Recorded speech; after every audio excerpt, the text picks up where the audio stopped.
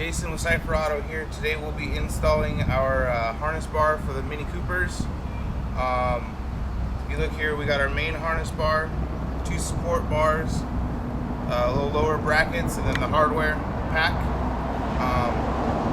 So let's get started. So here we are inside the car. I've already kind of got started here. I removed the back seats and everything. Not really necessary, just opens up a little bit of room should you need it. So looking here at the B-pillar, you may or may not have a screw holding the bottom cover on down here. If you do, just remove that one screw and then pop this panel back. It just has a couple of snap clips and it'll pop back. And then this cover here is held on by two Phillips screws underneath. So just remove those two Phillips screws and then pull down and then just bring it out and just lay it out like that. Repeat for the other side.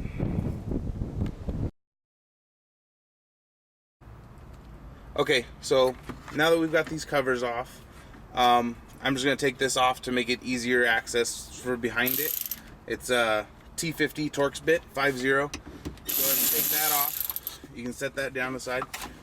And then go ahead and put that back there. Down here at the bottom for the lower seat belt mounting, there's also a T50 Torx down there.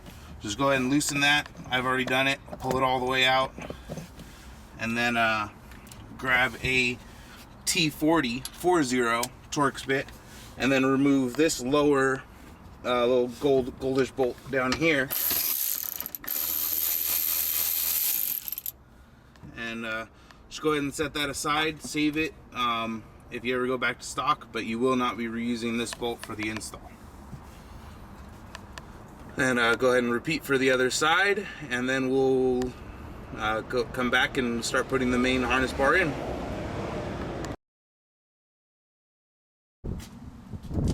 Okay, so from the back of the car, I've got the main bar here.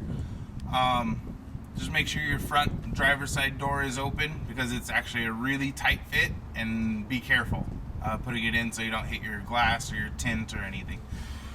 So you're gonna take it with the Cipher badge facing forward.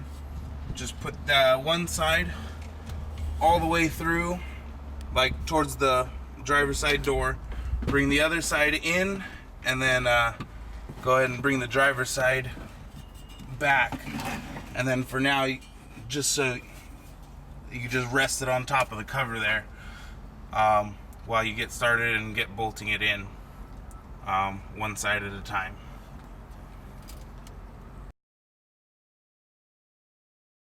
Okay, so I've already got the one side of the main bar put in. I'm going to show you the other side. Just go ahead and see if you can get it to line up. Go ahead and start it.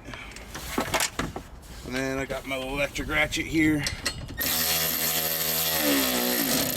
Just go ahead and tighten that down.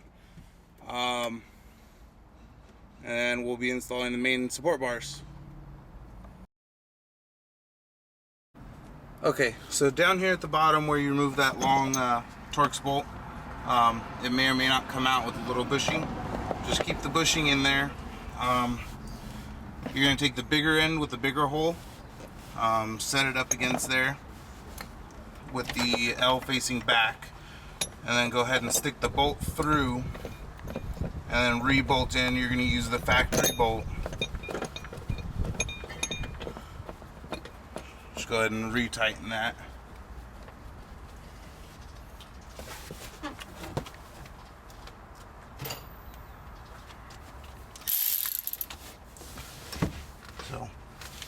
It will stop this from pivoting, so I usually like to pull it forward just a little bit.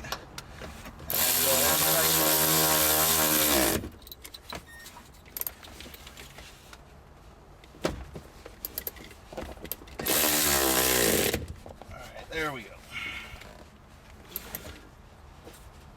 Alright, go ahead and tighten it. You'll have some ability to adjust that a little bit before you torque it all the way down. Your support bar is going to go between here and the main bar. which we will be doing next.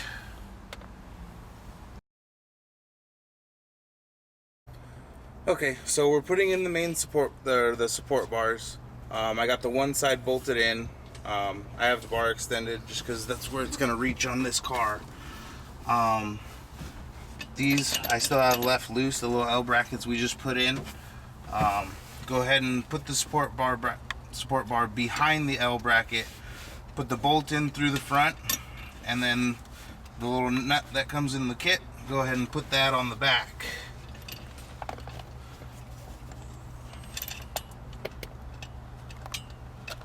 Go ahead and get it started, and then you'll need a 17mm wrench and either an 8mm or a 5/16 Allen socket.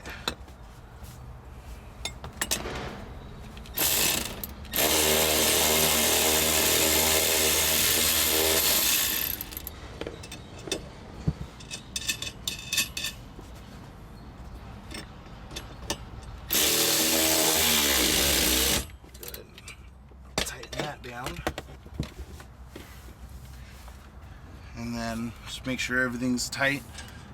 Once we adjust the bar height, the main harness bar height, we'll go ahead and lock down all of these little jam nuts. And that's how you install it. Just go ahead and put all your covers and everything back on and good to go. So when you go to put this B-pillar cover back on, you're gonna notice it's not gonna go on all the way. You're just gonna have to, depending on the height of your bar, you're just gonna have to set it on there, kind of mark where it's at, and then just notch it out just enough for it to clear and set all the way back over the harness bar. Other option is you could always leave it off, but obviously a much cleaner look if you have all your covers and everything on. So we'd give you a template, but every car is a little bit different. Then you also have the height adjustability of the main harness bar. So we leave that up to you to cut where you feel is necessary for the covers to clear.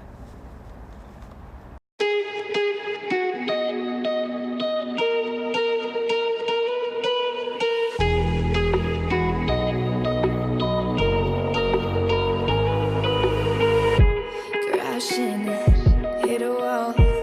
Right now, I need a miracle. Hurry up now, I need a miracle. Stranded, reaching out.